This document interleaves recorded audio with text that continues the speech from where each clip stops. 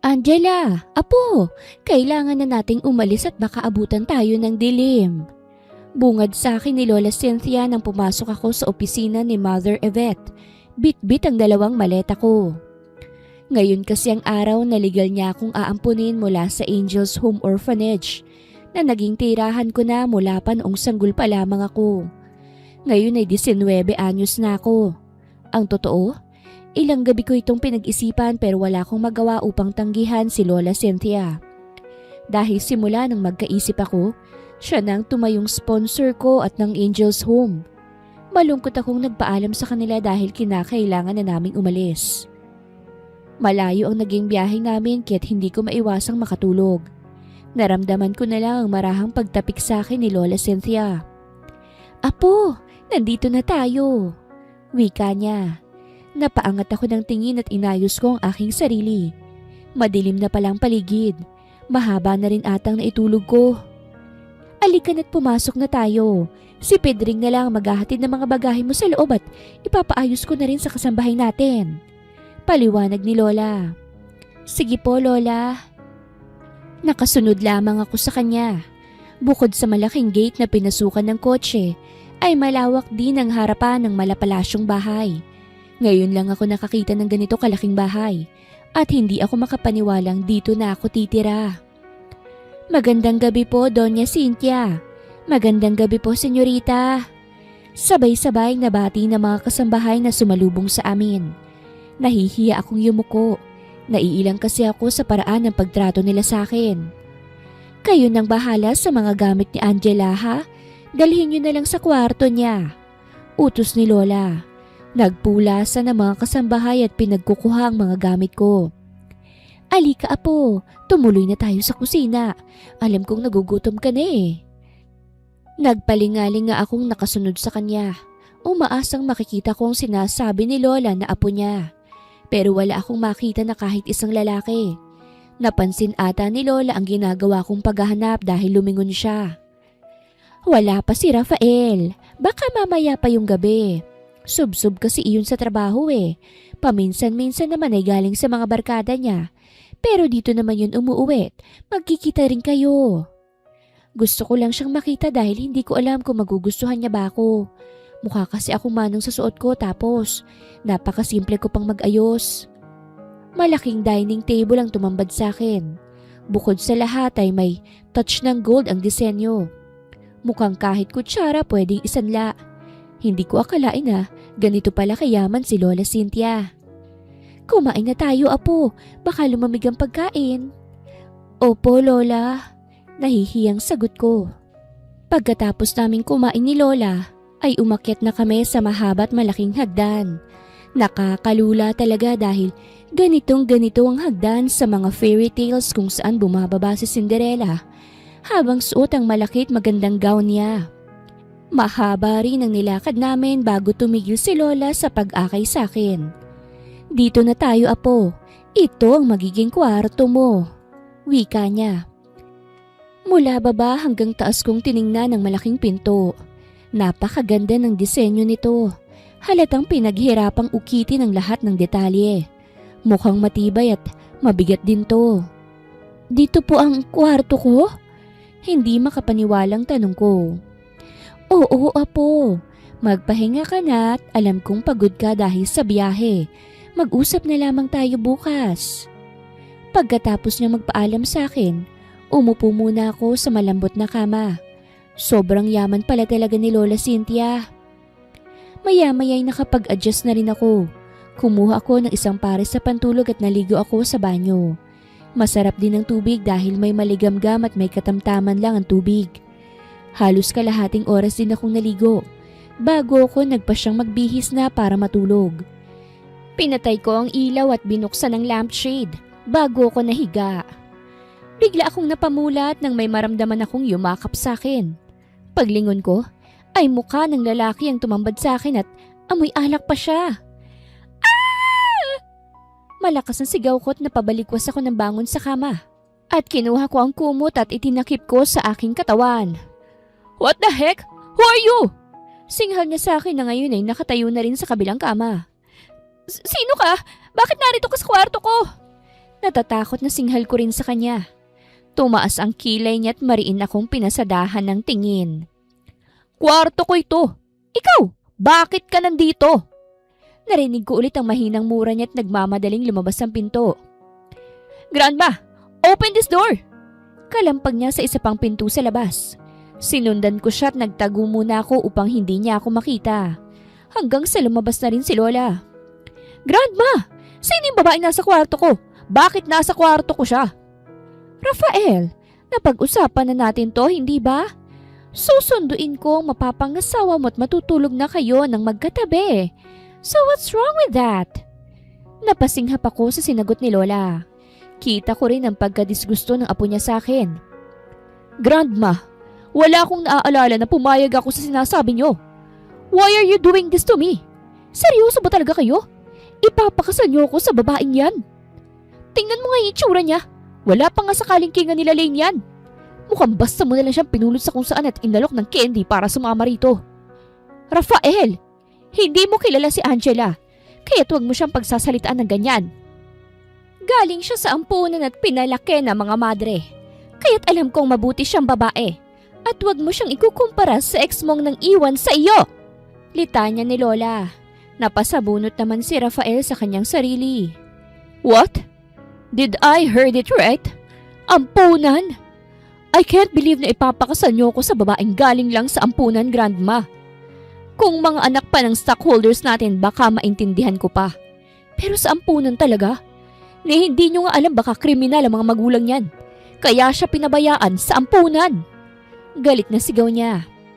Hindi ko na natiis na panoorin at pakinggan ko lang siyang hamakin ako. Kaya't mabilis akong lumapit sa kanya. At nang lingunin niya ako ay sampal ang sinalubong ko sa kanya. Hindi porket mayaman ka, pwede ka nang mang-apak ng tao. Hindi mo ako kilala. Oo, ulila ako. Pero kahit walang magulang na nagpalaki sa akin, maayos akong lumaki. Hindi kagaya mo. Madiin kong sambit sa kanya. Tama na yan. Hinihingal na awat ni Lola. Kaagad niya akong binitawan at nakita kong hirap sa paghinga ni Lola Cynthia. Grandma! Lola! Sabay na sabi namin. Hindi ako makahinga. Wika niya sa amin habang nakahawak sa kanyang dibdib. Grandma, dadalhin kita sa ospital. Nag-aalalang sabi nito. Kaagad niya itong binuhat. Huwag kang aalis dito. Hindi pa tayo tapos. Banta niya sa akin. Kaagad siyang bumaba sa mahabang hagdan habang karga si Lola. Naiwan naman akong nakatayo't hindi alam kung anong gagawin. Sinisisi kong sarili ko dahil hindi ko napigilan na sugurin siya at sampalin. Halos 1.5 oras din ang lumipas. Nadatnan niya akong nakaupo sa gilid ng kama. Kamusta na si Lola? Bakit ka pumayag sa sinabi ni Grandma? May karapatan kang tumanggi, hindi ba? Dahil ba sa pera? Inalok ka ba niya ng malaking halaga? Kaya kong doblehin yun. Tumanggi ka lang sa kanya. Nang uuyam na tanong niya sa akin. Nag-ipon ako ng hangin sa dibdib upang magkaroon ng lakas ng loob na sagutin siya. Malaki ang utang na loob ko kay Lola Cynthia. Ayoko naman talagang magpakasal sa iyo eh. Kaya lang, malaki ang naging ambag ni Lola sa buhay ko. Makikiusap ako sa kanya na pabalikin na ako sa ampunan. Mas gugustuhin ko pang makasama ang mga kagaya nilang ulila kesa sa walang puso na kagaya mo. Kung kailangan kong lumuhod kay Lola, gagawin ko, pabalikin lang niya ako. Paliwanag ko sa kanya habang inaayos ko ang mga gamit ko. At anong gagawin mo? Aalis ka na lang ngayon? Gusto mo ba talagang lumala ang kalagayan ng lola ko pag nadatnan kanyang wala rito? Nag-angat ako ng tingin sa kanya. Kwarto mo ito, hindi ba? Tao akong tinanggap ni Lola rito, kaya tao akong aalis. Magpapalit na lang ako ng ibang kwarto. Total, malaki naman tong bahay nyo. Matapang na sagot ko. No, stay here. Kailangan kong bumalik sa ospital. Hintayin muna nating maging okay si Grandma bago mo siya kausapin. Pagkatapos siyang sabihin yun ay umalis na siya. Malalim na ang gabi at ipinasya kong matulog na lamang upang magkaroon ako ng lakas na kausapin si Lola bukas. Kinabukasan, nalaman kong 3 araw pa daw si Lola sa ospital At may private nurse naman daw na tumitingin rito. Senyorita Angel, ipinabibigay po ni Senyorito Rafael. Inabot sa akin ng kasambahay ang malaking paper bag. Wear it tonight. I'll pick you up at 8 p.m. Iyon ang nakalagay sa note.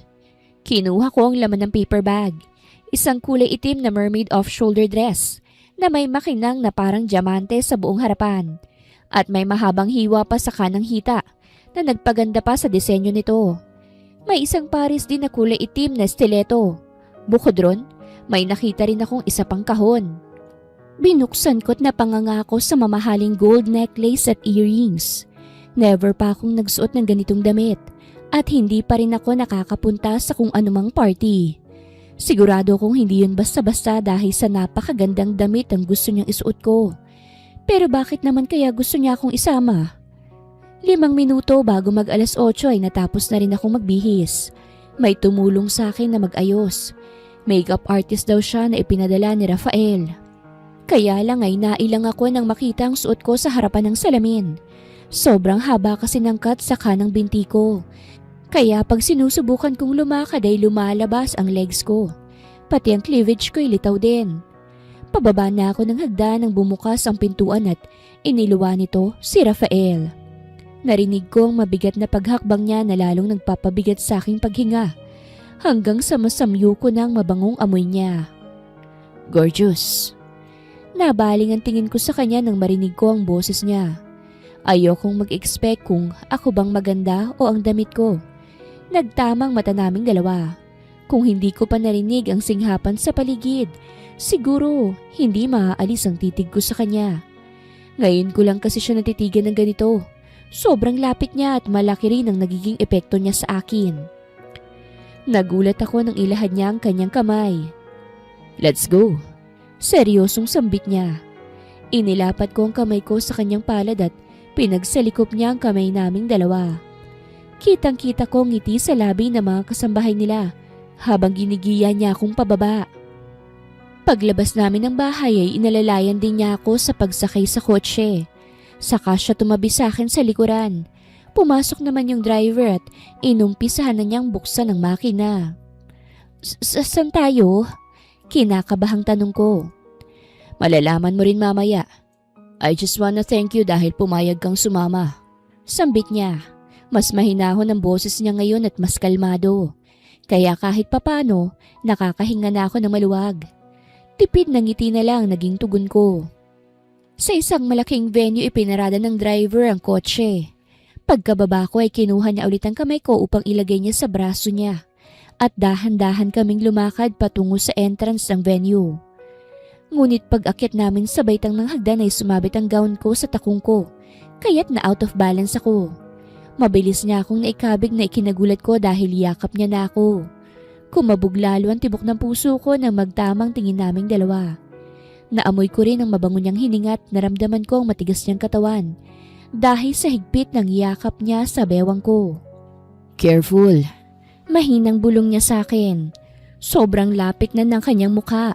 Parang iisang hangin na lamang ang hinihinga naming dalawa. Rafael, ang ganda naman ng kasama mo ngayon. Ipakilala mo naman kami. Sabay kaming lumingon ni Rafael sa narinig naming nagsalita. Nakita ko rin na may maganda pa silang kasama na nakatingin lang kay Rafael. Napansin ko na matalim ang pagkakatitig niya rito pero agad din siyang bumaling ng tingin sa akin. I'd like all of you to meet my fiancée, Angela. Pakilala niya sa akin na bahagyang ikinagulat ko. Fiancée? Are you serious, Rafael? Kunot noong tanong ng lalaki. Angela, meet my friends. Inigo, Sandro, Fernan and Lalaine. Pakilala niya sa mga kaibigan niya. Sabay silang lumingon sa babaeng ipinakilala niyang Lalaine. At kung hindi ako nagkakamali, siya ang babaeng hanggang ngayon ay mahal pa rin ni Rafael. Nakwento kasi ito ni Lola sa akin. 2 years ago daw ay iniwanan siya ni Lalaine sa hindi malamang dahilan. I'm sorry guys, maiwan ko muna kayo. Paalam ni Lalaine at mabilis tong humakbang palayo sa amin.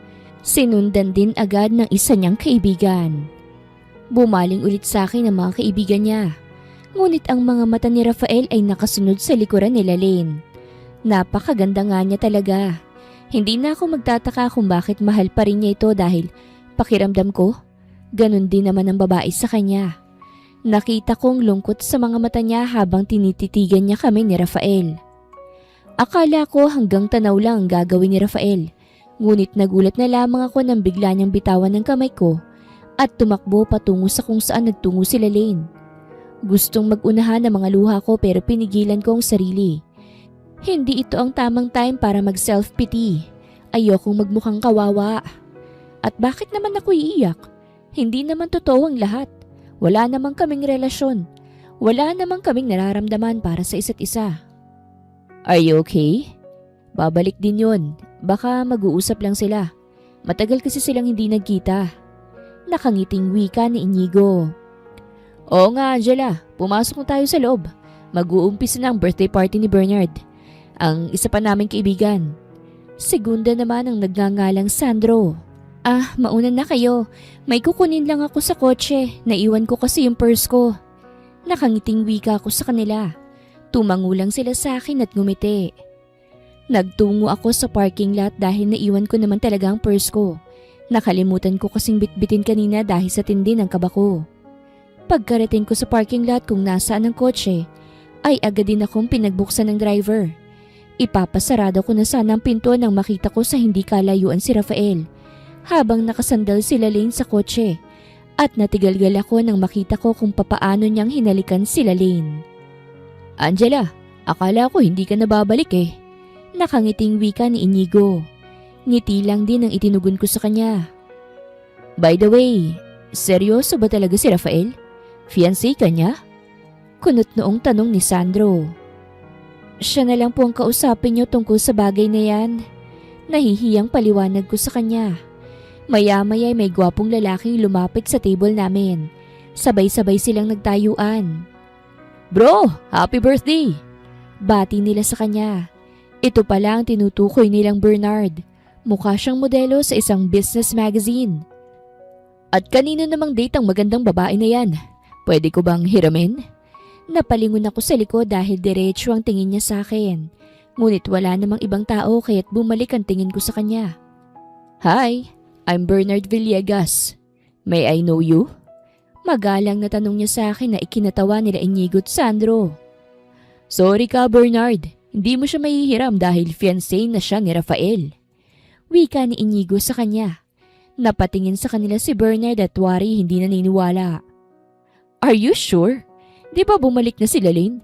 Nasaan na siya? O kamusta na siya? Hindi ko akalain na magbabalik pa siya pagkatapos ng ilang taon na paghahanap natin sa kanya. Wika ni Bernard. She's with Rafael. Baka nga tinangay na niya sila Lane. Si Fernan ang sumagot na kararating lang. Fernan! Saway ni Sandro sa kanya. Pabagsak tong naupo sa upuan at tumungga ng wine sa baso. Nagbingi-bingihan ako sa narinig. Naalala ko na naman ang nangyari kanina. Kaya pilit ko na lang tinutuon ng sarili sa pag-inom ng tubig. Bakit? I'm just telling the truth. Baka nga sa mga oras na to, kung ano nang ginagawa nila. Dagdag pa ni Fernan. Siya ang sumunod kay Lane kanina kaya't siguradong alam niya ang mangyayari. Tumayo ako't mga alis na sana dahil pakiramdam ko ay awkward na at hindi ako nababagay sa lugar na ito. Nang pigilan ako ni Bernard at hinawakan ang kamay ko. Don't mind him. Baka nga papunta na yun dito eh. Matagal kasi silang hindi nagkita. Paliwanag niya sa akin. Okay lang ako. Besides, pwede naman siyang tumanggi sa kasal namin. Sagot ko na ikinagulat nilang lahat. Kung ganun pala naman, can I steal you from him? I want to dance with the most beautiful lady tonight. Nakangiting wika ni Bernard. Inilahad niya ang kamay niya at hindi ko na ito tinanggihan pa. Lumawak ang ngiti niya nang tanggapin ko ang paanyaya niya. Hindi ako marunong sumayaw. Nahihiyang sabi ko sa kanya. Don't you worry Angela. Kahit matigas ang katawan mo, kayang-kaya kanyang palambutin. Hirit ni Inigo na ikinangisi ng dalawa. Nasa gitna na kami ni Bernard. Ipinatong niya ang dalawang kamay ko sa balikat niya at nasa bewang ko naman ang dalawang kamay niya. Hindi ko tuloy maiwasan na mahiya dahil nasa amin ang atensyon ng ibang naroroon. Kabilang na ang mga kaibigan nila Rafael. Total, mas interesado ako sa iyo. Pwede ba akong manligaw? Naiiling na napangiti ako sa kanya. What's funny? Wala lang. Ganyan ba talaga kayong mayayaman? Akala nyo porket matataas ang kalagayan nyo sa buhay at perpekto din ang pisikal na anyo nyo, madali lang para sa inyong mapaniwala ang lahat ng mga babae.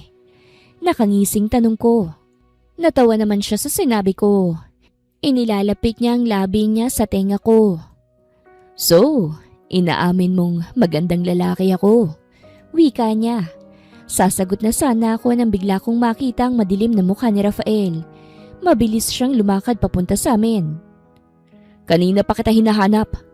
Bulalas niya sabay higit sa braso ko. Napangiwi ako sa mahigpit niyang hawak sa kamay ko. Pero pinigilan yun ni Bernard. Nagsilapitan din sila Inigo at Sandro. Bro, baka nakakalimutan mo nasa party tayo. At birthday ko pa. Kung gusto mo siyang kausapin, huwag sa marahas na paraan. Paalala ni Bernard. Naramdaman ko ang pagluwag ng hawak sa akin ni Rafael at huminga siya ng malalim. Pasensya ka na. Pwede ko na bang bawiin ang fiancé ko? May diin na salita niya.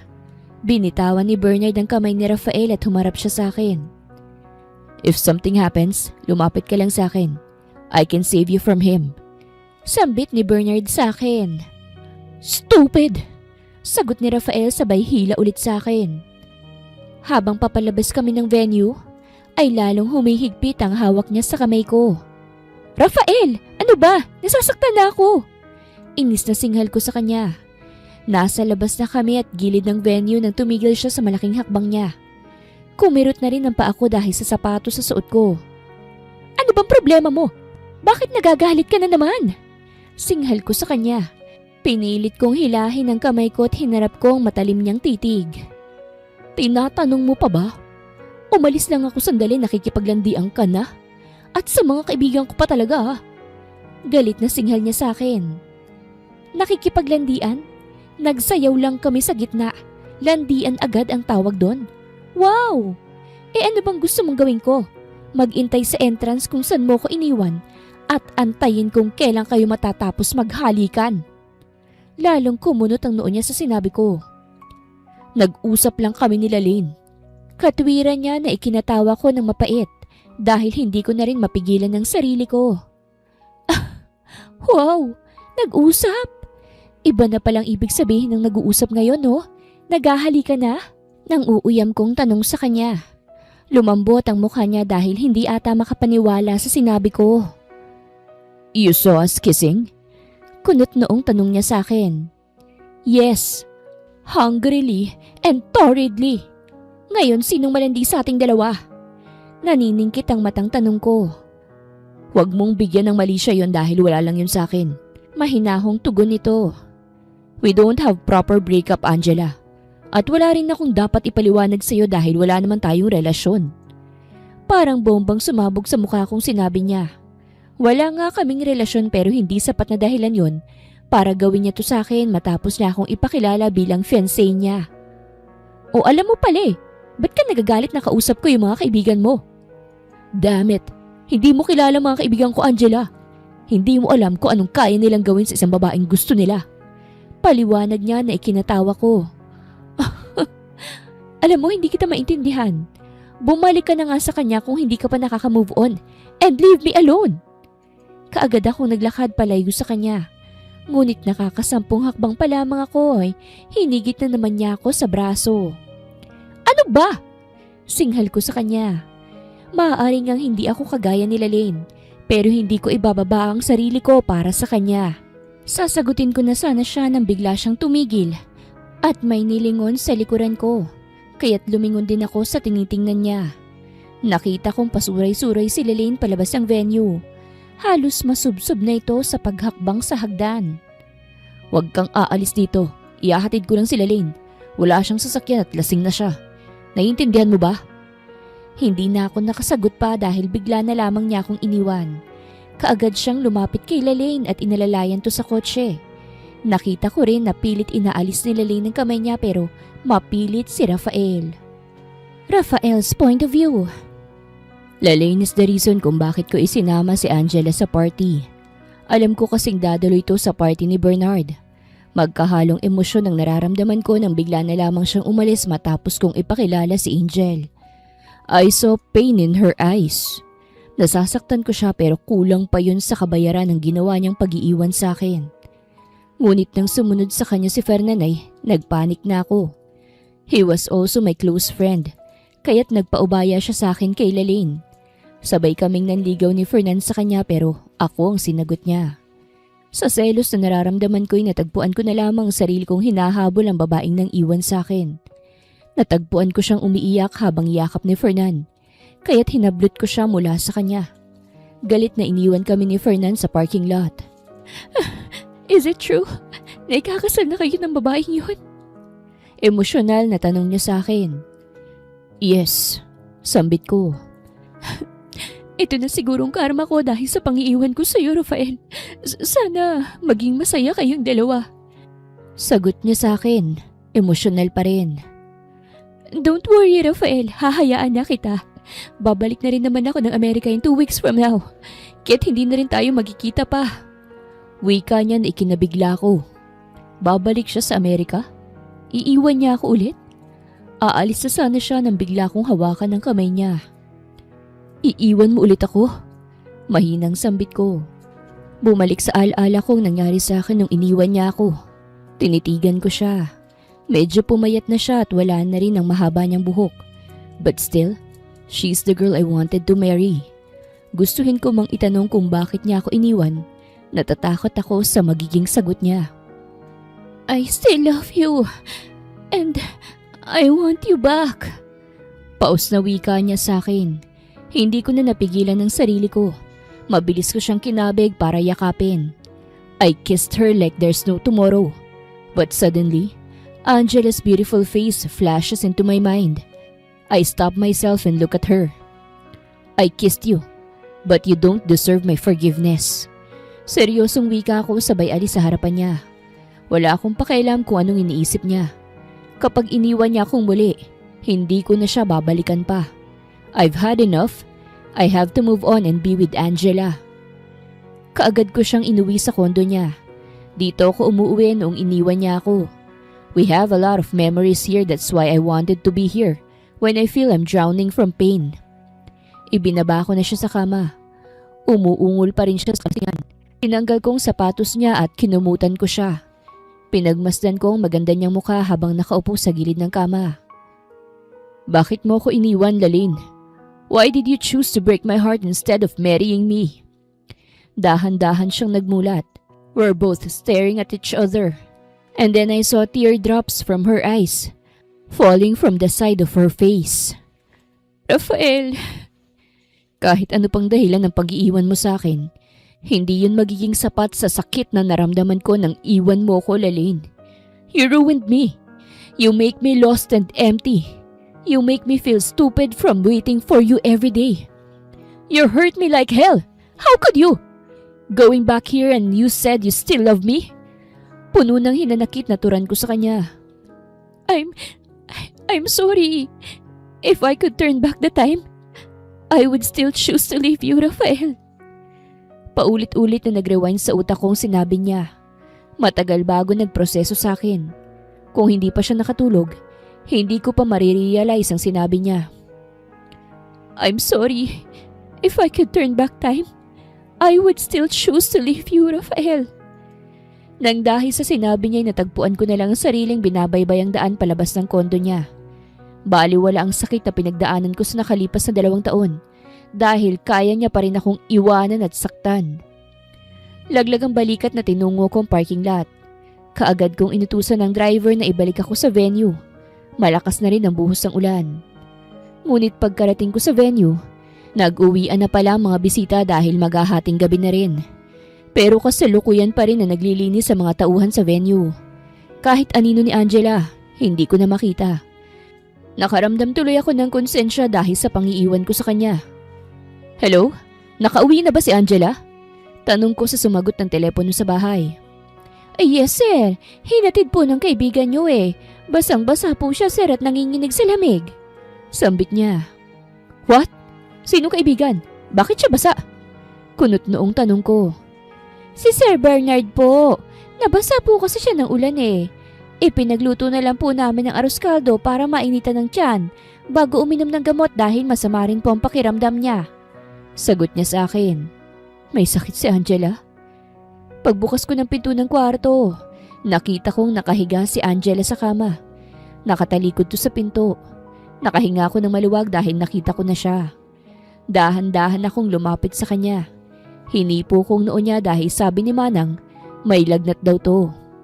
Nasa noo niyang palad ko nang magmulat ang mga mata niya. Anong ginagawa mo? Gulat na wika niya sa akin. Para siyang napaso bigla sa hawak ko at kaagad niyang inalis ang kamay ko. Sabi sa akin ni Manang may lagnat ka raw. Kamusta ng pakiramdam mo? Nag-aalalang tanong ko sa kanya. Okay lang ako. Sagot niya sabay talikod sa akin. Humarap siya sa kabilang bahagi ng kama kaya't nagtungo ako sa kabila. Angela's point of view. Good morning. Pinagdala kita ng almusal pati na rin gamot. Kamusta ng pakiramdam mo? Seryosong tanong niya sa akin. Dahan-dahan akong umupo at sumandal sa kama. Hindi ako naniniwala sa masamang espiritu. Pero dahil sa narinig ko mula sa iyo ngayon pa lang naniniwala na ako. Masamang tingin ang ipinukol ko sa kanya. Nung isang araw lang galit na galit siya sa akin. Ngayon ay para na siyang nahipan ng anghel. Kalimutan na natin ang mga nangyari nung isang araw. Payag na ako sa gusto ni Lola. Napaawang ang labi ko sa narinig. Ano? Payag ka na? Pero papaano sila? I don't want to talk about her. Matagal na kaming hiwalay. Paliwanag pa niya. Pero, hindi ko na naituloy ang sasabihin ko nang bigla siyang tumayo. Huwag ka nang mag-isip ng kung ano-ano. Ubusin mo yung pagkain mo para lumakas ka na ulit. Wika niya sabay labas ng pintuan ko. Kinabukasan ay nakauwi na rin si Lola Cynthia. Kinakamusta ko siya at halatang malakas na ulit siya. Gusto niya kaming makausap kaya't nagbihis ako ng simpleng damit bago bumaba. Maupo ka, Apo. Siya si Miss Andrada, ang wedding coordinator nyo. Mga malalaking clients ang wedding na inaayos niya, kaya't sigurado ako na kahit simple lang magiging kasal nyo magiging maganda naman yon. Kinuha ni Rafael ang kamay ko at pinisilto. Don't worry, Mr. Valdez and Miss Valdez. Ako na pong bahala sa preparation ng lahat ng kailangan nyo.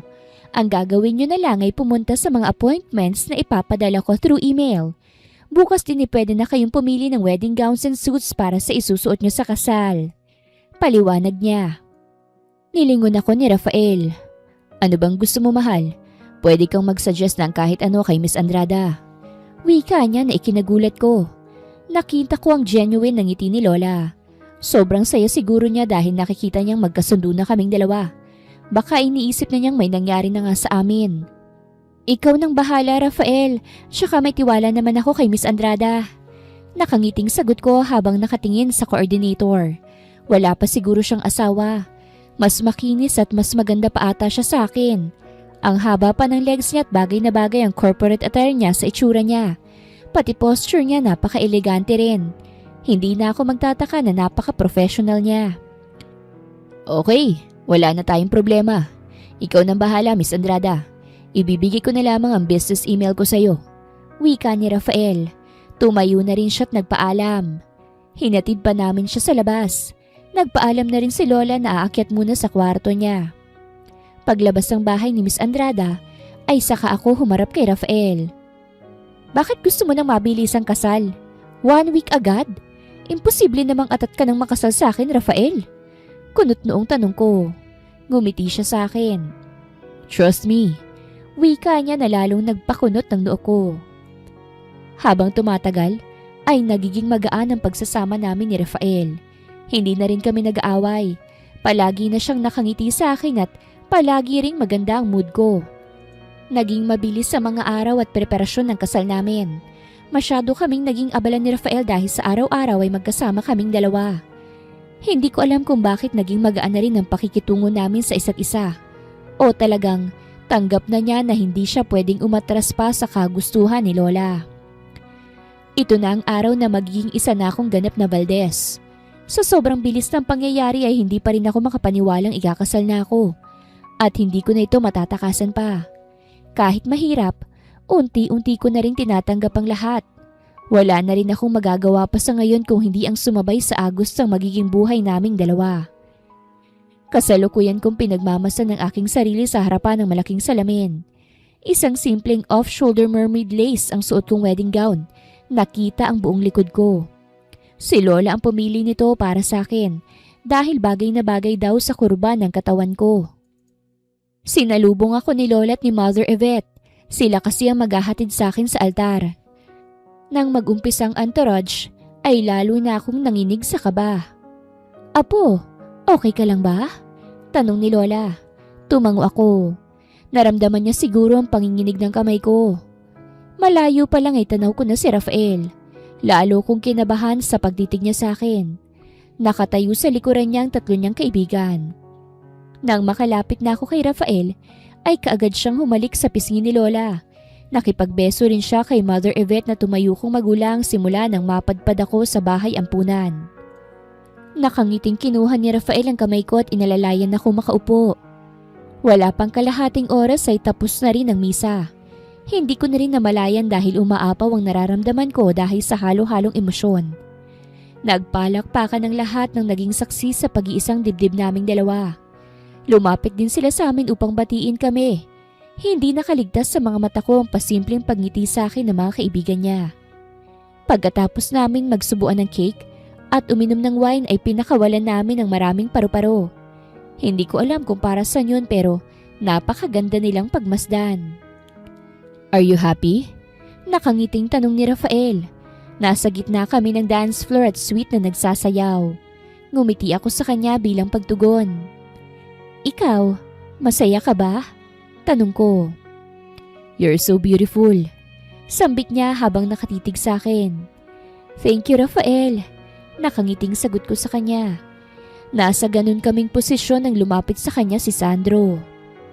"Bro, I know this is not the right time pero kailangan mong malaman ang nangyari kay Lalaine." Wika niya na nagpabura ng ngiti naming dalawa. "Lalaine is dying. She had cancer." Naramdaman ko ang unti-unting pagbitaw ni Rafael sa kamay ko. Matapos niyang marinig yun kay Inigo. Nawala ng kulay ang kanyang muka. Sobrang bilis ng pangyayari.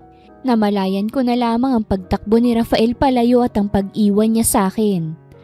Nanlambot ang mga tuhod ko dahil sa ginawa niya.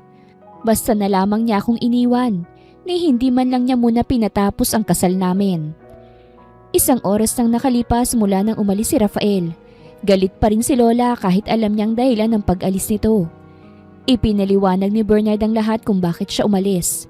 Hindi ko alam kung ano bang dapat kong maramdaman. May karapatan ba akong masaktan? Nasa bingit ng kamatayan ng dati niyang kasintahan, ang babaeng mahal niya. Mahal pa rin niya si Lalaine. At ako, pantapa lang sa sugat na iiwan niya kay Rafael. Hindi ko akalain na sa maganda niyang mukha ay nagtatago ang matinding karamdaman. Paulit-ulit na lumarawan sa akin ang mukha ni Rafael nang sabihin yun ni Sandro. Imbis na magalit sa pag-iwan ni Rafael sa akin ay mas inintindi ko siya. Alam ko, yun ang kailangan niya ngayon. Alam kong nasasaktan siya ngayon. Alam kong nahihirapan siya ngayon. Unti-unting sumilay ang mapait na ngiti sa aking labi. Kanina ko pa gustong ilabas ang nagbabadyang luha sa aking mga mata. Pero inaalala ko si Lola. Ayokong lalo siyang magalit kay Rafael dahil sa pag-iwan sa akin. Isa-isang nagpaalam sa akin ang mga bisita. Nangingilid naman ang mga luhang pinahid ko bago pa maglandas sa aking mukha. Nahiga na lamang ako sa kama. Wala na rin akong ganang kumain pa dahil hinihila na rin ako ng antok. Nagising ako dahil sa kaluskos na narinig ko sa loob ng kwarto. Napaupo ako nang makita ko si Rafael. "Rafael!" Nag-angat siya ng tingin. Nakita ko ang pagod at pamumula ng kanyang mga mata. Nag-aayos siya ng bagahe sa maleta. Basta na lamang niyang pinaglalalagay ang mga yun na parang nagmamadali. "Saan ka pupunta?" Mahinahong tanong ko sa kanya. "Susundan ko si Lalaine. Nasa Amerika na siya. She needs me, Angela." Paus na sabi niya sa akin at ipinagpatuloy niya ang pag-iimpake. Magsasalita pa sana ako pero nagmamadali na siya mag-impake. Ni hindi man lang niya ako tinatapunan ng tingin. "Mag-ingat ka." Sambit ko nang matapos na siyang mag-impake. Tumayo siya at binitbit niya ang maleta. Tumigil siya sa tapat ng pinto at nilingon ako. I'm sorry. Tuluyan na siyang lumabas. Nag-umpisang mag-unahan ng luhang kanina ko pang pinipigilan. Bakit ako nasasaktan? Bakit? Mahal ko na ba talaga siya? Bakit parang ayaw kong umalis siya? Pinahid kong luha sa mga mata ko. Natagpuan ko na lang ang sarili kong bumababa sa hagdan upang habulin si Rafael. Nakita ko siyang papasakay na sa kotse. Rafael! Tumingin siya sa akin. Humakbang ako papalapit sa kanya.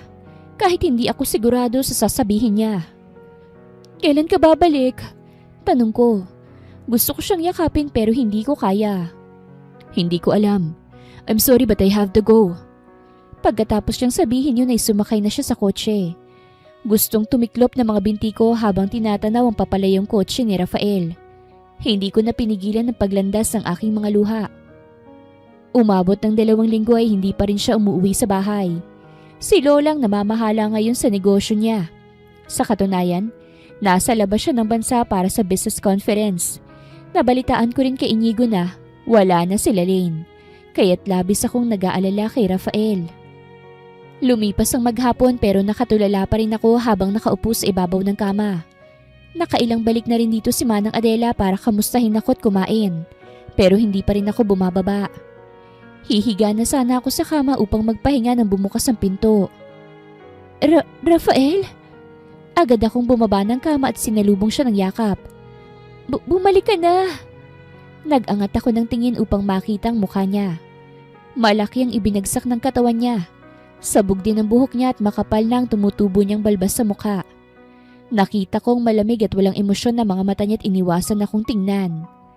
Ayoko pa sana siyang bitawan pero naramdaman kong ayaw niya sa ginagawa kong pagsalubong sa kanya. Saka ko lang napansin ang brown envelope sa kanang kamay niya. Pagod ka ba? Ipaghahanda kita ng pagkain. Nanginginig ang boses kong tanong sa kanya. Pinahid ko ang luha sa pisngi ko at kinuha ko ang suit na bitbit niya. Let's talk. Napatigil ako na magsalita siya. Seryoso pa rin ang tingin niya at malamig ang pakikitungo sa akin. Bakit?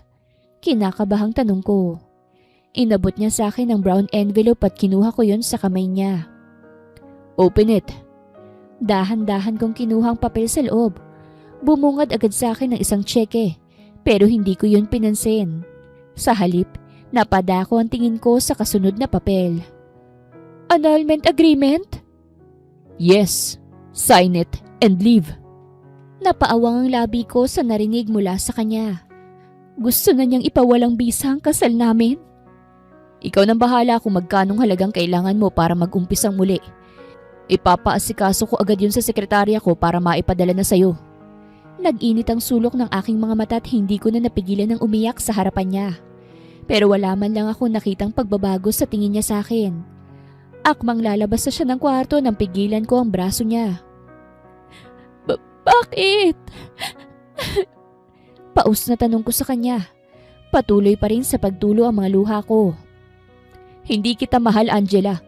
Ginamit lang kita upang pasakitan sila Lane nang sa ganun makaganti ako sa kanya. Pero bumalik lahat sa akin ang ginawa kong mali. Nasaktan ko na siya. Naghirap pa siya ng husto. At ngayon wala na akong maihaharap pa sa'yo. Paliwanag niya. Rafael, hindi mo naman kasalanan ng lahat eh. Huwag mong sisihin ang sarili mo. Willing naman ako maghintay kahit gaano katagal. Niyuko niya ako tiningnan. Kahit kailan, hindi mo mapapalitan sila Lane. Umaasa akong pagbalik ko pirmado mo ng papeles na yan at wala ka na rito. Mabilis niyang binawi ang braso niya na hawak ko at agad siyang lumabas ng pinto. Tuluyan na akong nalugmok sa sahig. Hinawakan ko ang aking dibdib dahil pakiramdam ko hindi ako makahinga. Bakit ba napakadali lang para sa kanyang lahat? Bakit kailangan niyang gawin to sa akin? Bakit kailangan niyang sabihin pa yon? Alam kong hindi ko kayang palitan sila Lane pero hindi ko naman hinihiling yun. Ang gusto ko lang ay manatili sa tabi niya, ang makasama siya. Ilang oras kong tiningnan ang papeles. Natuyo na rin ang mga luha ko pero nandun pa rin ang sakit. Dahan-dahan akong tumayo at kinuha ang ballpen sa kabinet. Muling lumanda sa mga luha ko na akala ko ay ubos na nang pirmahan ko ang annulment papers namin. Wala akong karapatan na humingi ng kahit anuman sa kanya dahil alam kong hindi naman ako nagkaroon ng puwang sa puso niya. Mabilis kong inimpake ang mga gamit ko. Kung ano lang ang dinala ko sa pagpunta rito, ay yun lang din ang inayos ko sa malaking bag. Nag-iwan ako ng sulat kay Lola bilang pasasalamat at paghingi ng tawad. Mas doble ang nararamdaman kong sakit dahil napamahal na ako sa kanya. Pero alam kong ito ang tama akong gawin. Malalim ng gabi nang magpasya akong bumaba bitbit ang mga gamit ko. Pagbukas ko ng pinto ay bumagsak sa harapan ko si Rafael kaya't nagulat ako. "Rafael, baby! Dahan-dahan lang kasi!" Boses ng babae yon. Lumaki ang bukas ng pinto at nakita kong kasama niyang babae. Halos luwa ng kaluluwa nito sa iksi at hapit ng damit. "Sino ka?" Tanong ko sa babae. "Ako? Just call me Maymay." Nakangising sabi niya. Hawak niya sa braso si Rafael dahil sa kalasingan nito. "Ikaw, sino ka?" Nakataas ang kilay na tanong niya. Ako? Asawa niya." Wala sa loob na sagot ko. "Ay, mabuti naman. Dalhin mo na siya sa kwarto niyo at baka sukahan pa ako nito. At ayoko rin makipagsabunutan sa'yo, kaya sa'yo na yan. Bye." Nakangising wika niya sa akin bago bitawan si Rafael. Bala ko pa sana siyang tawagin pero mabilis na siyang umalis. "Rafael, hindi kita kaya. Ang bigat mo." Reklamo ko sa kanya. Dahan-dahan akong humakbang paakyat sa kwarto namin. Hindi ko alam kung paano kami nakaakyat. Puro ungo lang naririnig ko sa kanya. Nanghihina akong ibinagsak siya sa kama. Napatukod ako sa tuhod ko dahil sa sobrang pagod at bumawi ng paghinga. Pagkatapos ay tinanggal ko ang sapatos niya at kinumutan ko siya. "Magpahinga ka na, huwag mong pabayaan ang sarili mo. Aalis na ako gaya ng gusto mo." Hinila niyang kamay ko at nanatili siyang nakapikit. Huwag kang umalis. Huwag mo akong iiwan. Mahal na mahal kita." Mabigat ang aking katawan nang umalis ako sa mansyon. Naging marupok akong tugunin ang biglang pagkabig niya sa akin at paghalik. Natagpuan ko na lamang ang aking sarili sa ilalim niya at parehas kaming walang saplot sa katawan. Matinding sakit ang nararamdaman ko nang tuluyan niya akong maangkin. Pagkatapos ng nangyari sa amin ay tinuloy ko pa rin ang pag-alis dahil alam kong nagawa niya lang yon dahil sa kalasingan niya. Kagaya nga ng sabi niya, kahit kailan, hindi ko mapapalitan si Lalaine. Wala akong pinagsisisihan dahil ginusto ko rin ang nangyari sa amin. Umaasa akong matagpuan rin niya ang sarili niya sa pag-alis ko. Umaasa akong makabalik siya sa dating sarili at malagpasan ng sakit na idinulot sa kanya ng babaeng pinakamamahal niya. Nakaramdam ako ng pagkalam ng sikmura dahil walang tigil ako sa paglakad simula nang umalis ako sa mansyon. Medyo mataas na rin ang araw, nakakapaso na rin ang init sa balat, kaya't lalo akong nakaramdam ng panghihina. Nagpatuloy pa rin ako sa paglalakad kahit nanginginig na ako sa gutom. Mabigat din ang dala kong bag kaya't lalo akong napagod. Naagaw ng atensyon ko ang isang magandang babae sa malaking screen ng mataas na gusali. Nakangiti siya sa screen at nagpe-play din ng mga mamahaling produkto na pampaganda sa screen. Sa tingin ko ay nasa 40s pa lang ang babae pero napakaganda pa rin ang kutis nito at maintain din ang figure. Pakiramdam ko tuloy. Matagal ko na siyang kilala dahil sa pamilyar na itsura niya.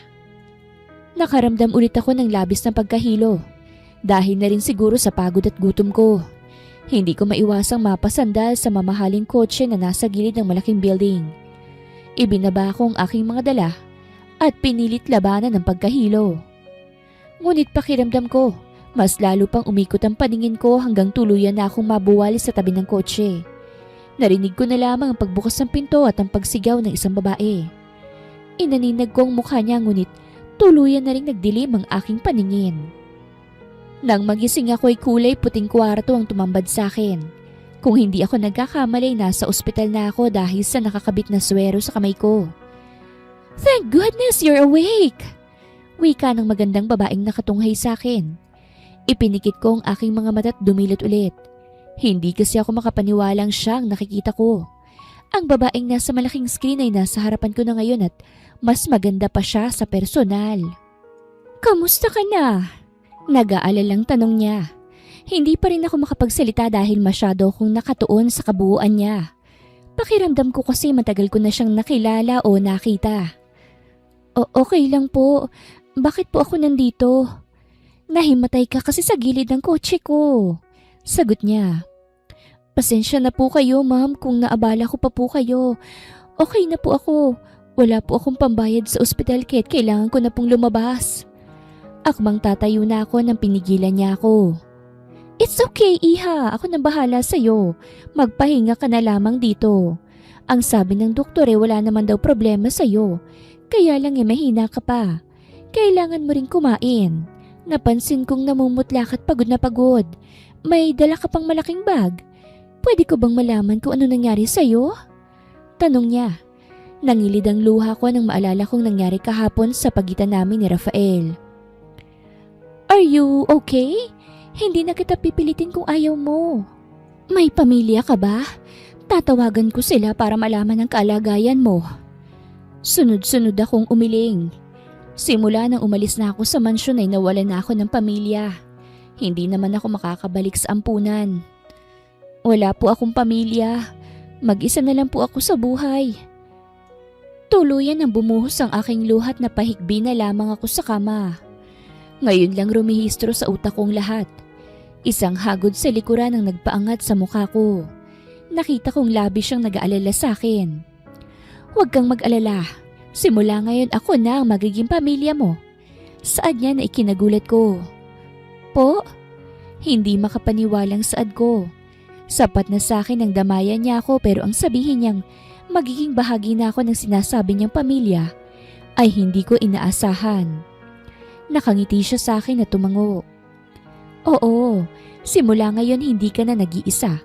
Uuwi tayo sa bahay mamaya para makilala mo ang pamilya ko. Dagdag pa niya. Umiling naman ako sa kanya.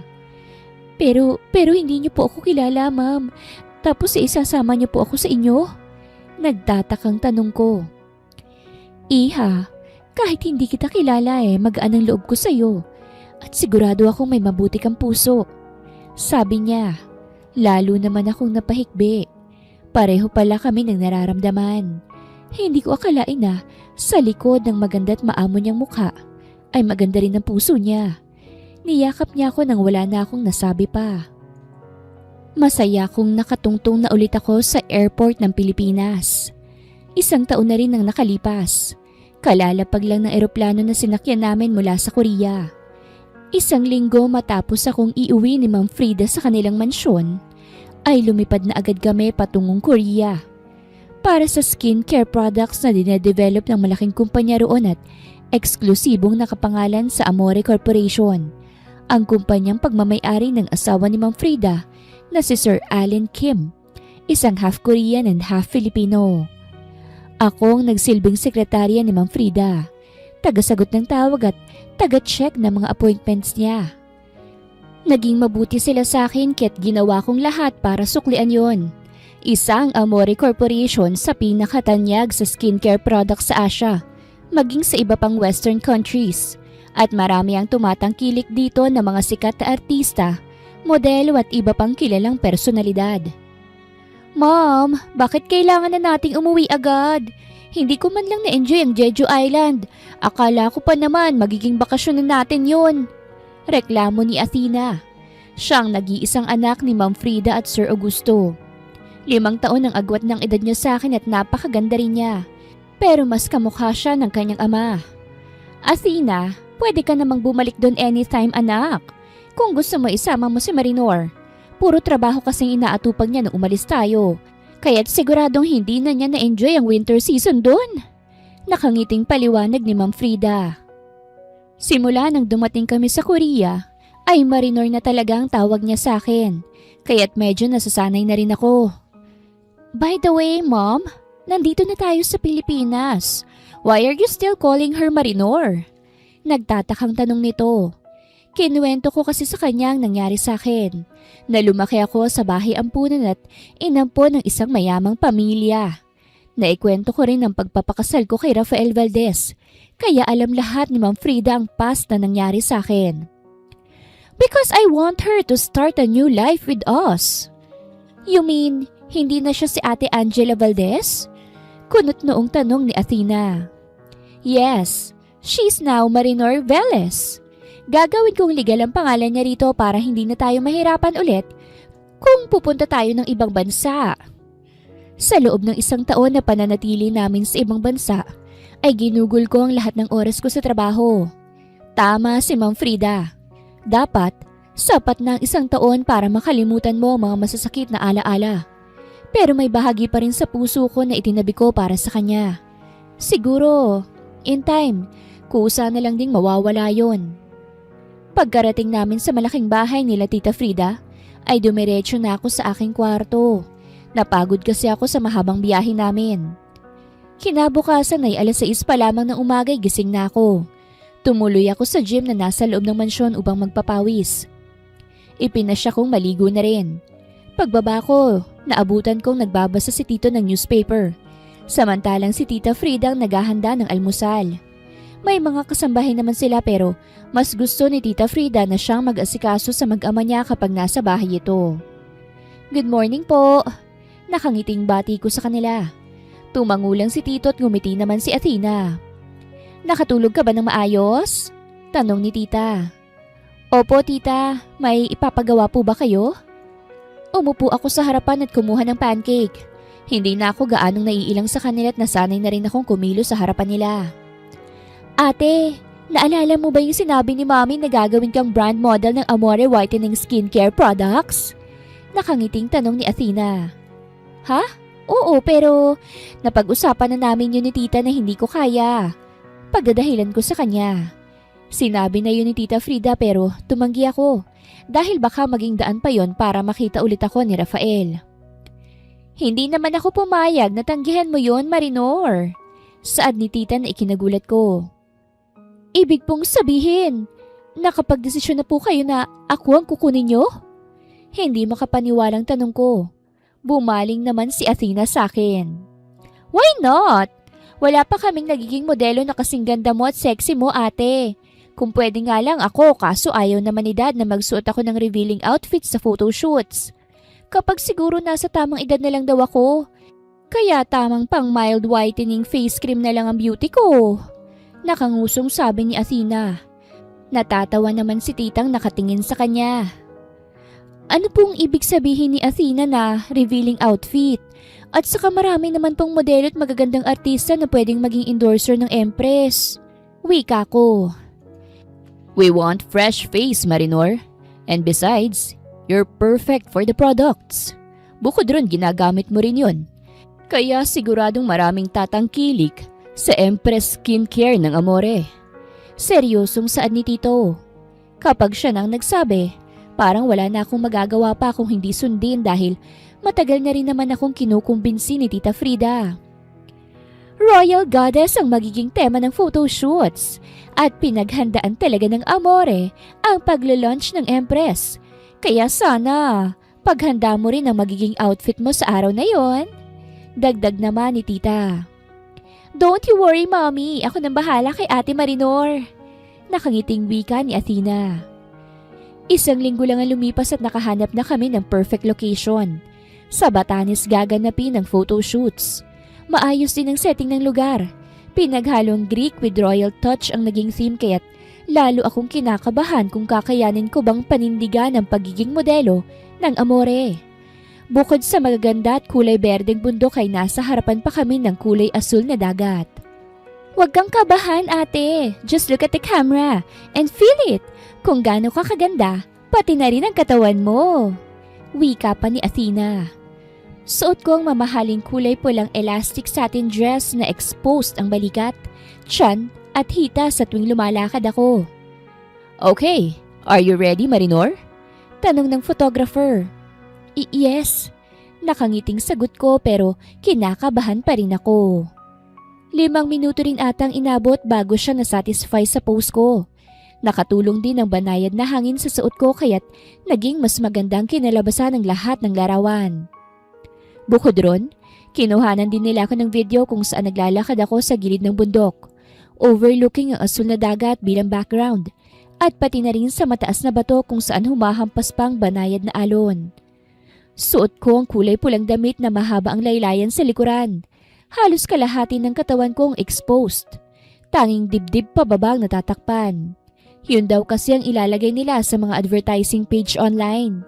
Pati na rin sa international television. Kaya mas pinaganda rin nilang makeup ko.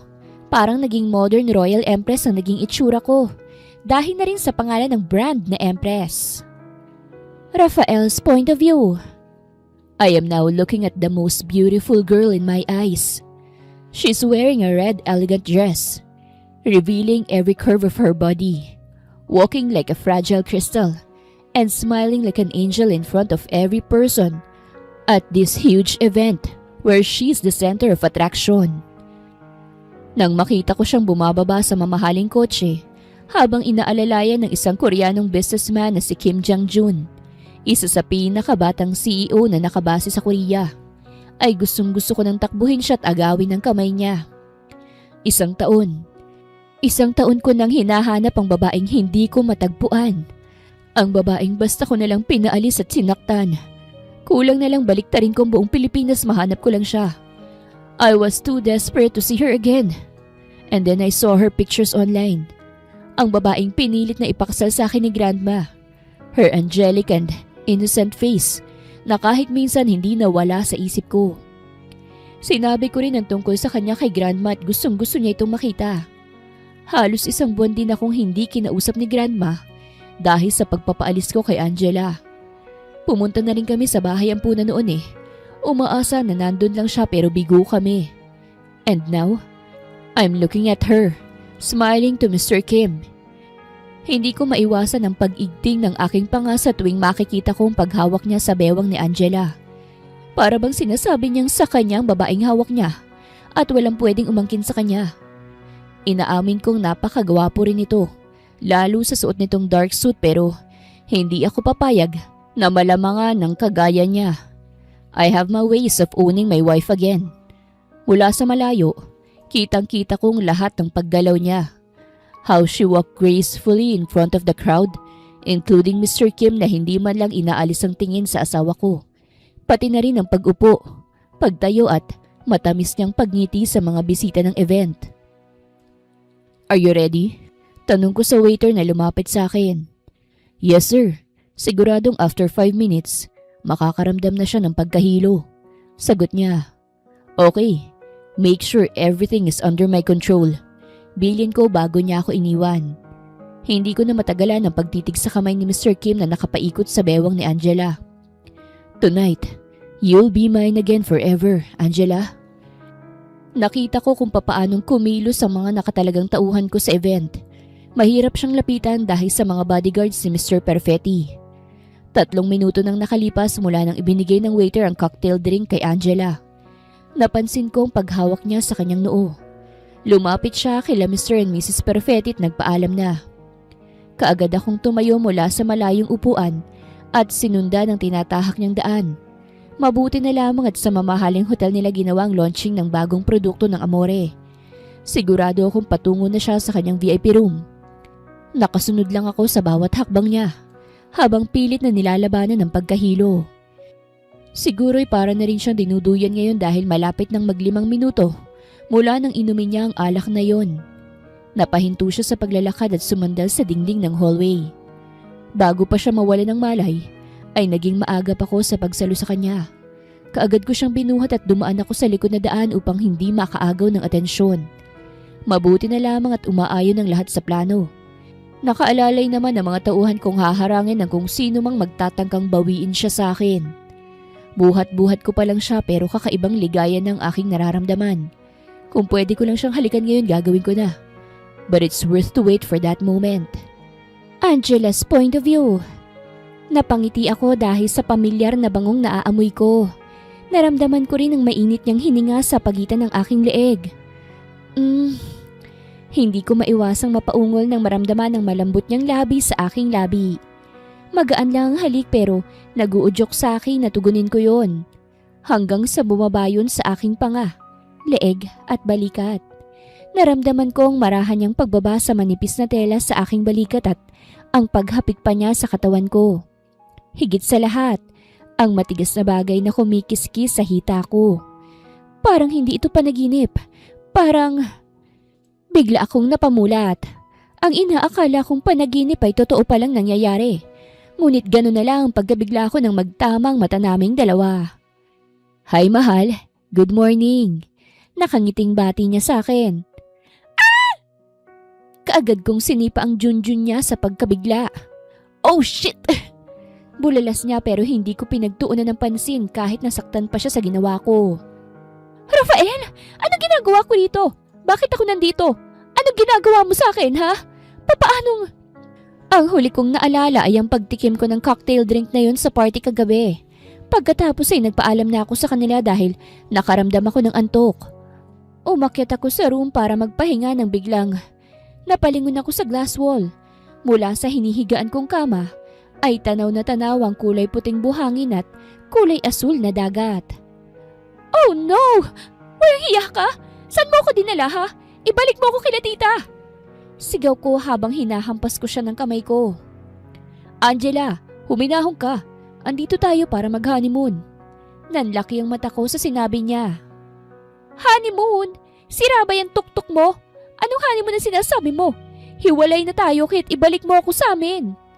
Patuloy ako sa paghampas sa dibdib niya nang hulihin niya ang dalawang kamay ko. "Hindi tayo hiwalay. Iniwanan mo ako pagkatapos ng may nangyari sa atin." Napaawang ang labi ko sa sinabi niya. Bumalik sa alaala kong nangyari sa amin nung gabing yun. Ang pag-angkin niya sa akin at ang pagpapaubaya ko. "No, hindi na importante sa akin kung ano man ang nangyari noon. Tahimik na ang buhay ko at masaya na ako ngayon. Kaya't ibalik mo na ako kila Tita Frida." Buong lakas kong hinilang kamay ko na hawak niya. Pagkababa ko ng hagdan ay tumambad sa akin ang kulay puting sala, kagaya ng kwartong pinanggalingan ko. Akala ko'y nasa hotel ako ng resort pero pakiramdam ko nasa malaking bahay lang ako. Nakakamanghang tanawin ang bumungad sa akin. Ang pinagdikit-dikit na kawayang tulay patungo sa dalampasigan. Sumasamyo din sa mahaba at kulot kong buhok ang mabining hangin mula sa lugar. Pero kahit isang sasakyan, wala akong matanaw. Nasaan na ako? Bakit ba parang nasa isla ko? Walang ibang tao maliban lang sa amin? "I'm sorry to tell you, pero walang ibang way paalis dito kung hindi chopper or bangka." Wika niya sa likuran ko. Nakasuot siya ng shorts. Kanina kasi parang naka-boxers lang siya. Hindi ko napansin ang itsura niya kanina dahil sa pagkabigla ko. Ngayon ko lang napagmasdan ulit ang gwapo niyang mukha, ang kanyang mga muscle sa katawan at ang kanyang hinulmang tiyan. "Look, Rafael, iuwi mo na ako. May nag-aalala sa aking pamilya. Marami akong commitments ngayon sa Amore. Kung ano man ang plano mo, wag mo nang ituloy. Matagal na tayong tapos eh. Ibinigay ko ng annulment na hinihingi mo. Kaya wala nang dahilan para magkita pa tayo. Naiintindihan mo?" Mahinahon na wika ako sa kanya. Lumapit siya sa akin kaya't umatras ako. "Wala kang ibang uuwian kung hindi sa akin. Dahil hindi pa tayo anal. May bisa pa rin ang kasal natin at mag-asawa pa rin tayo." Nakangiting wika niya na nagpalaglag ng pangako. "Ano bang sinasabi mo, Rafael? Kung gusto mo ulit akong paglaruan, please lang maawa ka. Matagal bago kita nakalimutan. At hindi na ako papayag na masaktan mo ko ulit." Nangingilid na ang luha kong sabi sa kanya. "Nakalimutan mo na ba yung mga sinabi mo sa akin? Kahit kailan hindi ko mapapalitan sa puso mo si Lalaine. So anong palabas to, Rafael?" "I'm sorry. Kung maaga ko lang sanang na-realize na mahal na kita, hindi na sana kita nasaktan pa. Kung hindi lang ako na-guilty dahil sa nangyari kay Lalaine hindi na sana tayo aabot sa ganito. Please, Angela, forgive me. I want you back. Be my wife again and I promise na hindi na kita sasaktan muli." "Mahal mo ako? Paano nangyari yun? Diba, si Lalaine ang mahal mo noon?" Tanong ko sa kanya matapos ko siyang maitulak sa pagkabigla. Napabuntong hininga siya at nakita kong lungkot sa kanyang mga mata. Hindi ko rin akalain na maririnig ko yun mula sa kanya. "Simula nang makilala kita, unti-unting nabuo ang pagtingin ko sa'yo. Mahirap ipaliwanag, Angela. Siguro kaya lagi kong gustong makita at makasama dahil nabaling ng atensyon ko sa'yo. Lalo na noong pinagtabuyan na ako ni Lalaine at sinabi niyang hindi siya nagsisising iniwan niya ako. Natuon lang ang buong atensyon ko sa'yo kaya siguro maluwag na rin sa loob kong tanggapin na makasal sa'yo. Pero nang malaman kong dahilan ng pag-iwan sa akin ni Lalaine, nasaktan ako at na guilty. Ang akala ko noon pareho pa rin ang nararamdaman namin sa isa't isa. Sinisisi kong sarili ko ng oras na yon dahil sa kabila ng paghihirap niya noong bigla siyang umalis. Mas lalong lumalim ang galit ko sa kanya. Dahil hindi ko alam ang dahilan ng lahat at kung bakit niya ako nagawang iwanan.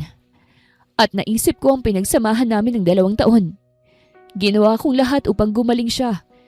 Pero hindi kinaya ng katawan niya ang operasyon. Nasaksihan kong lahat kung paano siya naghirap at tuluyan ko na rin siyang napatawad. Hanggang sa huling hininga niya. Nagpasya na akong makipaghiwalay sa iyo dahil nilamon ako ng lungkot sa pagkawala niya, Angela. Gulong-gulo na rin ang isip ko noon. At naisip ko kung makikita mo ako sa ganung kalagayan, baka masaktan lang kita. At ayoko nang mangyari ulit yon. I'm sorry. I'm sorry dahil nasaktan kita. Ginawa ko lang yun because I don't want to hurt you. Noong mga panahon na yon, nakakulong pa rin ako sa alaala ni Lane. Nagdesisyon akong pakawalan ka para makapag-umpisa ka ng sarili mong buhay. Pero hindi mo tinanggap ang tulong na inaalok ko sa'yo. Hinarap ko ang galit nilang lahat sa akin because I know I deserved it. And I'm so sorry dahil ginawa ko yun sa'yo bago ka magpasyang umalis. I know ikaw ang kasama ko nung gabing yun. Nung ma-realize kong pagkakamali ko ay pinahanap kita. I'm too desperate to find you. Sa loob ng 1 taon na hinahanap kita, para na akong mababaliw. Paus na bulong niya sa akin. At anong gusto mong mangyari? Ang bumalik ako sa'yo? Paano naging buhay ko sa lumipas na taon? Paano ng pamilyang kumupkup sa akin? Paano ko sila tatalikuran? Angela, I can give you time to decide kung anong gusto mong gawin. Pero hindi ako papayag na umuwi na tayo nang hindi ka nagdidesisyon na bumalik na sa akin. So that, I'll give you 6 hours to decide. Nanlaki ang mga mata ko sa sinabi niya. 6 hours lang? Paano kung hindi ako pumayag na bumalik sa'yo sa loob ng 6 hours? Inis na singhal ko sa kanya. Still, wala ka pa rin pagpipilian kung hindi ang bumalik sa akin. Sapat na ang haba ng 6 na oras sa'yo sa pasensya ko. Pagkatapos naming mag-usap ay bumalik ulit kami sa kwarto. Pagkatapos ay nagtungo ako sa veranda. Nasa kusina naman siya para magluto. Sa totoo lang wala naman talaga akong galit sa kanya. Parehas kaming nailagay sa alanganing sitwasyon. Parehas naming hindi ginusto ang nangyari. Pero lahat ng sinabi niya kanina ay tumagos sa aking puso. Pagkababa ko pa lang ng hagdan ay nasa akin ang atensyon niya. Lalo tuloy akong nahiya dahil pinasadahan niya ako ng tingin mula ulo hanggang paa. Nagpalit na kasi ako ng puting bestida. Kung ganito ba naman kaganda ang bubungad sa akin every morning, tapos nasa paraiso pa ako. Mas gugustuhin ko pang wag nang bumalik sa syudad. Nakangiting wika niya sa akin. Kakatapos lang din siguro niya maghanda ng pagkain at amoy na amoy ko pang mga hinain niya sa mesa. Nakapagdesisyon na ako, Rafael. Tumitig siya sa mga mata ko, pero halatang kinakabahan din siya sa pwede kong sabihin sa kanya. Pumapayag na akong bumalik sa'yo. Kung wala rin naman akong pagpipilian kung hindi ang pumayag sa gusto niyang mangyari, bakit ko pa patatagalin? Nasaktan ako noon pero wala akong galit sa kanya. Hindi naman kasi kami dumaan sa maayos na relasyon kung hindi sa sapilitang kasal at utang na loob.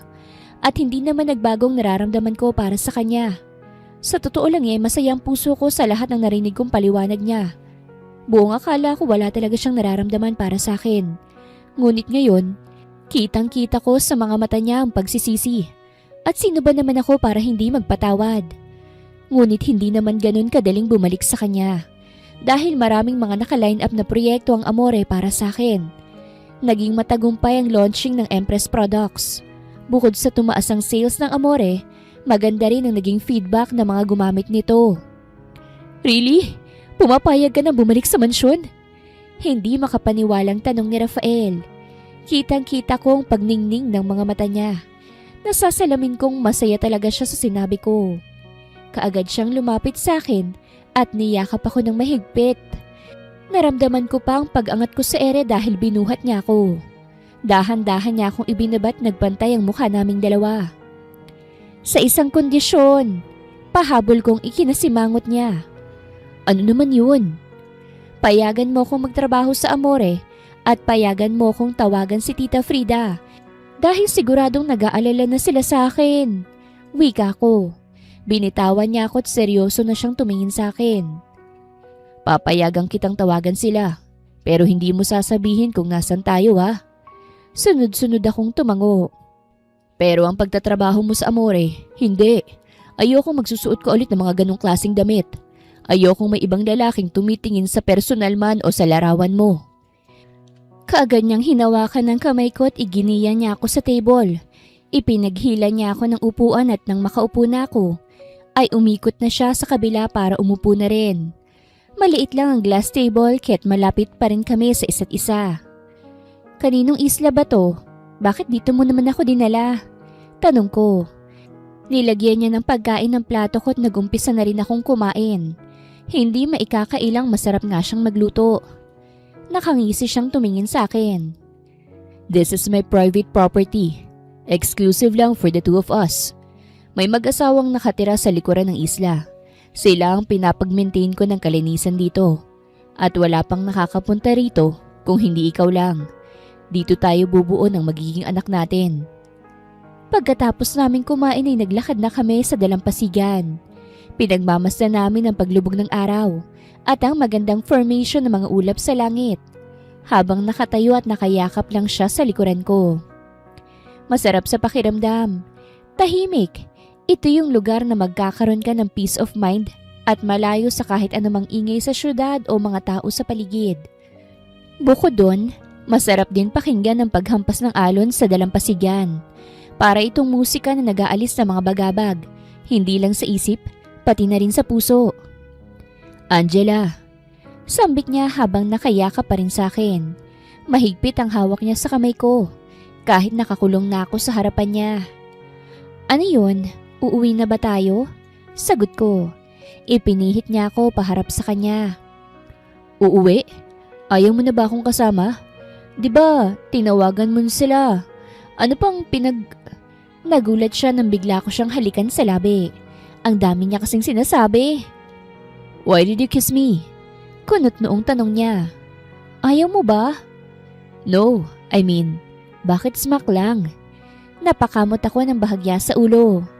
Bakit? Ano ba dapat? Tanong ko.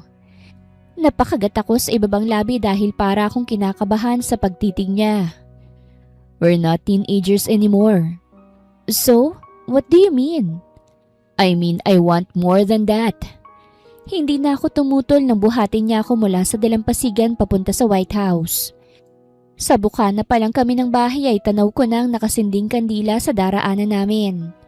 Anong meron? Nagtatakang tanong ko sa kanya. I want to make this night special for the both of us. Nakangiting wika niya. Hinayaan ko na lamang siya dahil na-excite na rin ako at halo-halo ng emosyong nararamdaman ko. Pagpasok namin sa loob ng bahay ay nagkalat ang talulot ng kulay pulang rosas. Hindi niya pa rin ako binababa hanggang makarating kami sa dining area. Bumungad sa akin ang maraming bulaklak sa paligid. Maayos namang nakaset up ang mesa at ang pagkain. May wine pang kasama. Dahan-dahan niya akong ibinabat pinaghila ng upuan. Let's eat. Wika niya. Gustuhin ko man siyang tanungin kung papaano niyang nagawa ito dahil maghapon ko siyang kasama. Kaya lang abala ako sa pag-iisip kung papaano kami magtatapos nito. Naiilang na rin ako sa mga tingin niya. Kaya't itinuon ko na lang ang aking sarili sa pagkain. Can I dance with you? Tanong niya habang nakalahad ang kamay. Ngayon ko palang narinig yung tugtog dahil mas malakas ang pintig ng puso ko kanina. Inabot niya naman ang kamay ko at tumayo kami sa gilid ng mesa. Sa akin lang dapat ang atensyon mo, Angela. Saan niya na ikinangiti ko? Pilit kong inaalis ang kaba na nararamdaman ko. Ipinatong niya ang kamay ko sa liig niya at inikot naman niya ang braso niya sa bewang ko. Nanatili kaming tahimik habang nakatitig sa isa't isa. Pakiramdam ko, hindi na namin kailangan pang mag-usap dahil nasa mga mata na namin ang mga salitang gusto naming sabihin sa isa't isa. Hindi ko alam kung paano kami nakarating sa taas, pero lalo akong nalalasing sa mga titig niya sa akin. Nasa kwarto na kami nang maramdaman ko ang pagkalas niya ng tali sa damit ko. Ramdam ko rin ang paghagod ng kamay niya sa likod ko, kaya't napapikit ako. Nakatulong ang mga rosas at kandila para mas maging romantic ang ambience ng buong kwarto. His hands started to trail my body. Bawat daanan ay nagbibigay ng kakaibang init sa aking katawan. Dahan-dahan niyang hinihiga ang katawan ko like a fragile crystal. Gusto kong magalit sa sarili ko dahil nakalimutan ko ang unang gabi nating dalawa. Pero ngayon, babawi ako't sisiguraduhin ko sa iyong hindi mo makakalimutan ang gabing to. He said with his bedroom voice. Hindi na yun importante, Rafael. Mas importante ang ngayon dahil parehas na nating mahal ang isa't isa. Naiiyak na wika ko sa kanya. He planted soft kisses on my teary eyes, down to my nose and to my lips.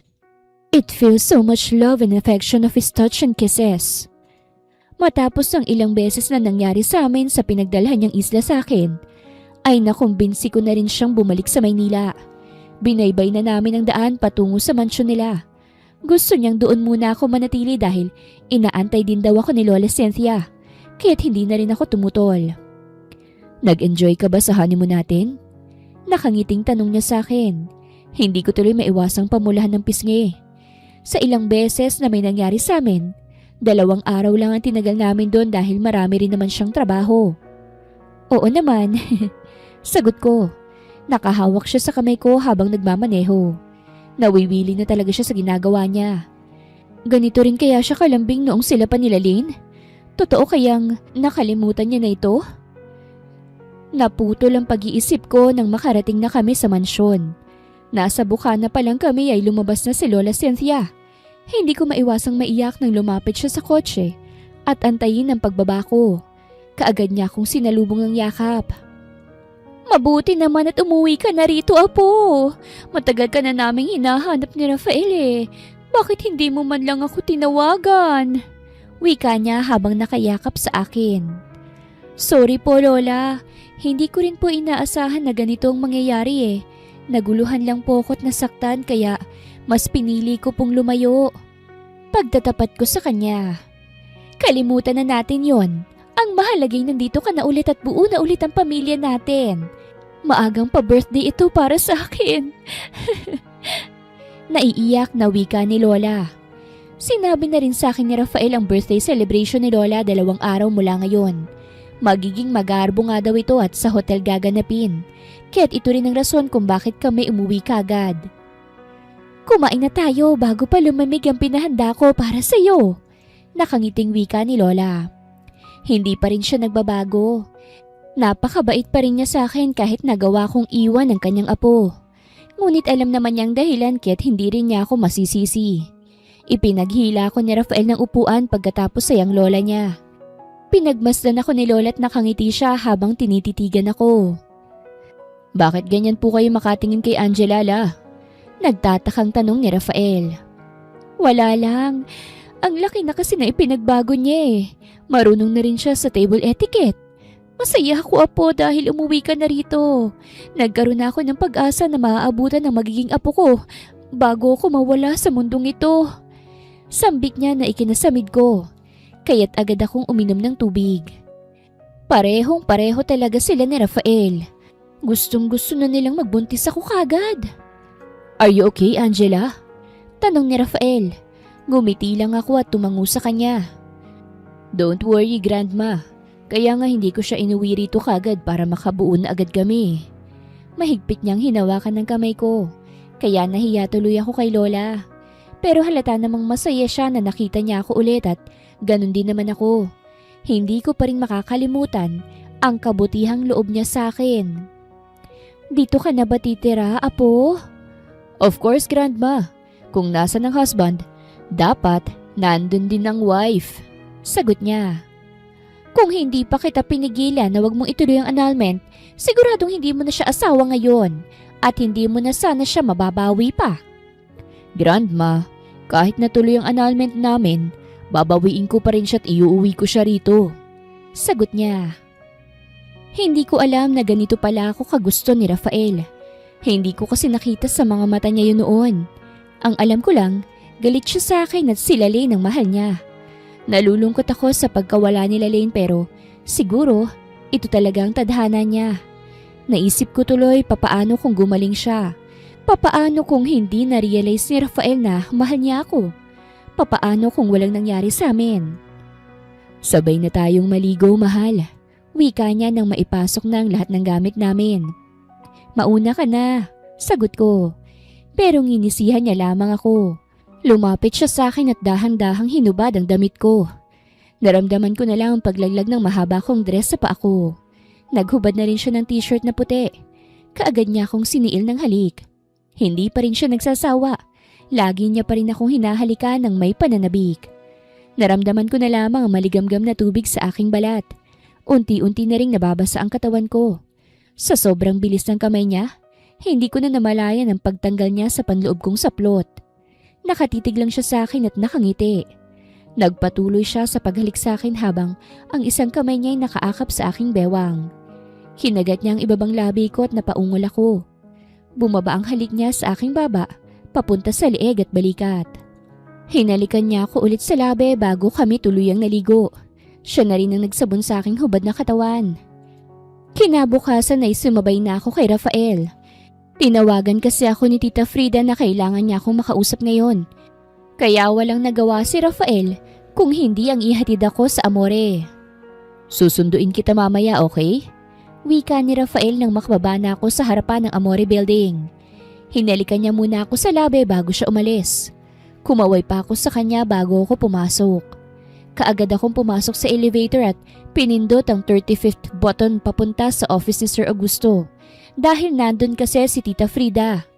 Nang makarating na ako ay marahang katok ang ginawa ko. Marinor! Isang mahigpit na yakap ang sinalubong niya sa akin. Hinahaplos niya ang aking buhok at nag-umpisa na siyang humagulgol habang yakap niya pa rin ako. Anak! Ang tagal kitang hinanap. Humihikbing wika niya. Anak? Naguguluhang tanong ko. Lumayo siya sa akin at ginagap ang kamay ko. Patawarin mo ako. Malaki ang naging pagkukulang ko sa iyo, anak. Kung alam ko lang na dito ka dinala ng ama mo bago siya namatay, naging madali sanang lahat eh. Patuloy na wika niya na lalong nagpagulo sa isip ko. Nabaling ang atensyon ko kay Mother Yvette na nasa likuran niya. Ano po bang ibig niyang sabihin, Mother Yvette? Frida, mas mabuting ipaliwanag mo ng maayos kay Angel ang lahat. Lalabas muna kami para makapag-usap kayo ng maayos. Paalam niya sa amin. Umalis silang lahat at kami na lang ni Tita Frida ang naiwan sa kwarto. Marinor, ikaw ang anak ko na matagal ko nang hinahanap. Wika niya na ikinagulat ko. Tita, hindi ko po kayo maintindihan. Kinakabahang sambit ko sa kanya. Marinor, sanggol ka pa lamang noon nang isama kang itakas ng ama mo. Iniwang kita sa pangangalaga niya dahil naghahanap buhay ako. Hindi ko alam na sangkot pala siya sa drugs at iba't iba pang uri ng iligal na gawain. Isang araw nang umuwi ako sa bahay natin ay wala na kayo. Ang sabi sa akin ng ibang nakakita sa ama mo, balisa raw siya nang umalis kaya't kinutuban na ako. Ilang araw ko kayong hinahanap, Marinor. Hindi ko inisip ang pagod at gutom, mahanap ko lamang kayo sa buong lungsod. Hanggang sa matagpuan ko na lamang ang bangkay ng ama mo sa tabi ng daan dahil sa mga kakilala namin na nagdala sa akin sa kinaroroonan niya. Pakiramdam ko'y pinagsakluban ako ng langit at lupa, anak. Sobrang sakit sa akin lalo pa nang nadagdagan ng sakit ang nararamdaman ko. Nang tuluyan na kitang hindi mahanap. 3 buwan ka pa lang noon kaya't nahirapan akong tanggapin ang lahat. Ang pagkawala ng ama mo at ang walang kasiguraduhan kung buhay ka pa ba. Walang araw. Walang araw at oras kung iniisip kung nasa mabuti ka bang kalagayan. Kung may gatas ka bang dinedede. Kung humihinga ka pa ba tumiiyak dahil walang inang yumayakap sa'yo. Sumuko akong mabuhay, anak. Nagtangka akong wakasan ang buhay ko. Ngunit may taong nagligtas sa akin. Si Augusto. Kinupkup niya ako kahit walang kasiguraduhan kung babalik pa ako sa dating katinuan. Kumuha siya ng manggagamot sa akin dahil dumadaan ako sa matinding depresyon. Matagal bago ako nakabangon, Marinor. Matagal bago ako gumaling pero sa awa ng Diyos, binigyan niya ako ng dahilan para mabuhay muli. Nang ipinagbuntis ko si Athena ay unti-unti kong inayos ang sarili ko. Nagpakasal kami ni Augusto at dinala niya ako sa abroad. Sinimulan kitang hanapin ulit kahit wala akong kasiguraduhan kung makikita pa kitang muli. Kumuha ako ng magaling na investigador para lang mahanap ka. 3 taon nang ginugol ko't lahat ng impormasyong nakuha namin ay itinuro ang ampunan. Kaya't umuwi kami agad at pumunta sa ampunan upang kumpirmahin ang lahat ng nakuha naming lead. Napahagulgol siyang muli habang ikinikwento niya sa akin ang lahat at hinayaan ko lang na pumatak ang mga luha ko. Hinayaan ko lang na matapos siya at marinig mula sa kanya ang gusto ko ring marinig. Kung totoo man ang hinala ko. Nang makausap ko si Mother Yvette, nakumpirma kong ikaw ang nag-iisang batang dinala nung araw na yon at iniwan sa labas ng bahay ampunan. Ikaw ang anak ko, ang pinakamamahal kong anak. Patawarin mo si nanay. Patawarin mo ako dahil hindi ka lumaki sa kalinga ko.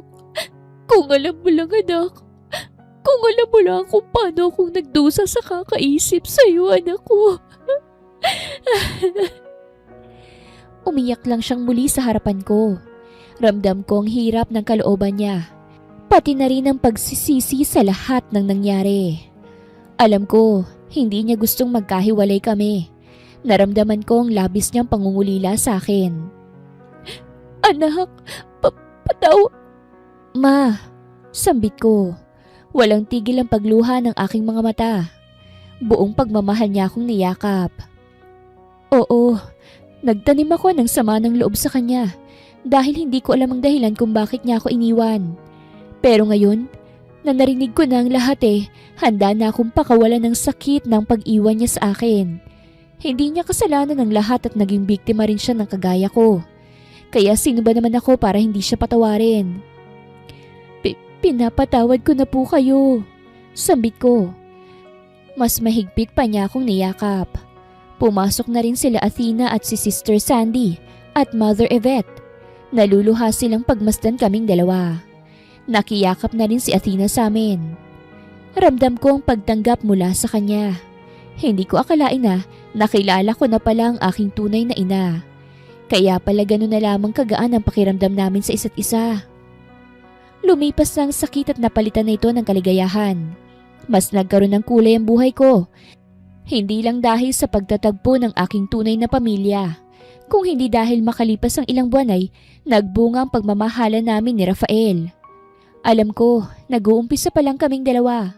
Alam ko na marami pa kaming pagsubok na haharapin. Pero hindi ako natatakot dahil alam kong hindi niya ako pababayaan.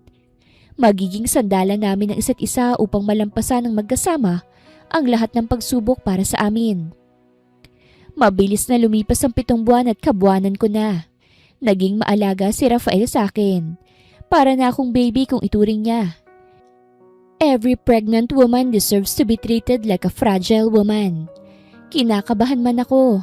Alam kong nandyan si Rafael at hindi niya ako pababayaan. Nagising ako kinabukasan dahil sa sakit ng tiyan.